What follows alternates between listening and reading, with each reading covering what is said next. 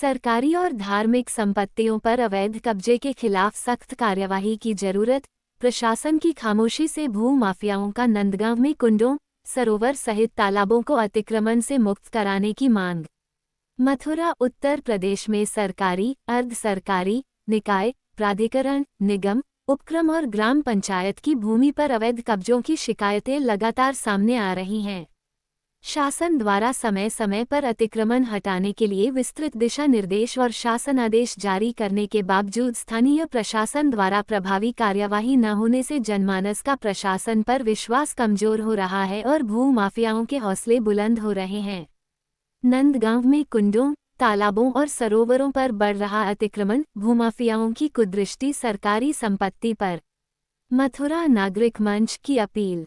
राजेंद्र वर्मा, अधिवक्ता उच्चतम न्यायालय एवं संयोजक, मथुरा नागरिक मंच ने कहा कि सरकार की नीतियों का प्रभावी क्रियान्वयन तभी संभव होगा जब आम नागरिक प्रशासन के साथ समन्वय स्थापित कर समाज विरोधी तत्वों के खिलाफ आवाज उठाएंगे। भू माफियाओं के खिलाफ सख्त कार्रवाई से ही जनता का प्रशासन पर विश्वास कायम रह सकेगा और अतिक्रमण की प्रवृत्ति पर लगाम लगाई जा सकेगी।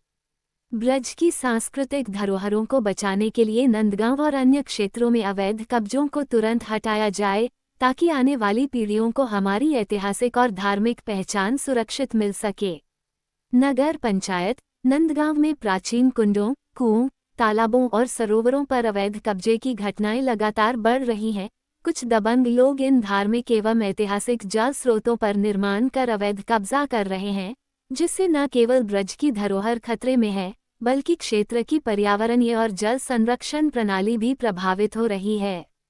स्थानीय नागरिकों और सामाजिक संगठनों ने इन अतिक्रमणों को हटाने के लिए प्रशासन से सख्त कार्रवाई की मांग की है। बावजूद इसके नगर पंचायत, राजस्व विभाग और संबंधित प्रशासनिक इकाइयों की उदासीनता के कारण अवैध निर्माणों पर रोक नहीं लगा पा रही है।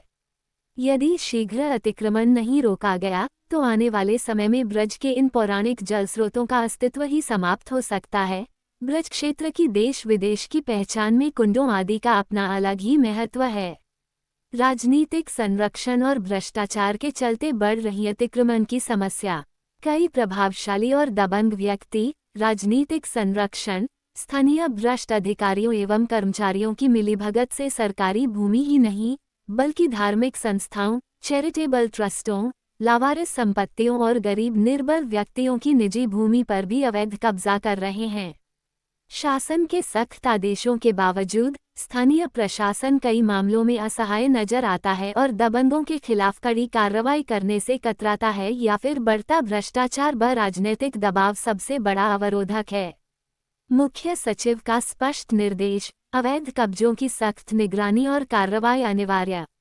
दिनांक 1 मई 2017 को तत्कालीन मुख्य सचिव श्री राहुल भटनागर द्वारा समस्त मंडलायुक्त, जिलाधिकारी, वरिष्ठ पुलिस अधीक्षक और पुलिस अधीक्षकों को एक शासनादेश जारी किया गया, जिसमें स्पष्ट निर्देश दिए गए कि जनपद स्तर पर उन दबंगों की पहचान की जाए जिनका पेशा ही सरकारी निजी भूमि पर कब्जा करना है। सभी सरकारी संपत्तियों को चिन्हित कर अतिक्रमण मुक्त कराया जाए, ऐसा फरमान कई बार जारी किया योगी सरकार ने। राजस्व विभाग की भूमि, तालाब, पोखर आदि पर अवैध कब्जा हटाने के लिए सख्त कार्रवाई की जाए। सार्वजनिक स्थलों पर अवैध रूप से बनाए गए धार्मिक निर्माणों को हटाने के लिए भी निर्देश जारी किए गए हैं। नागरिकों की भूमिका भी महत्वपूर्ण।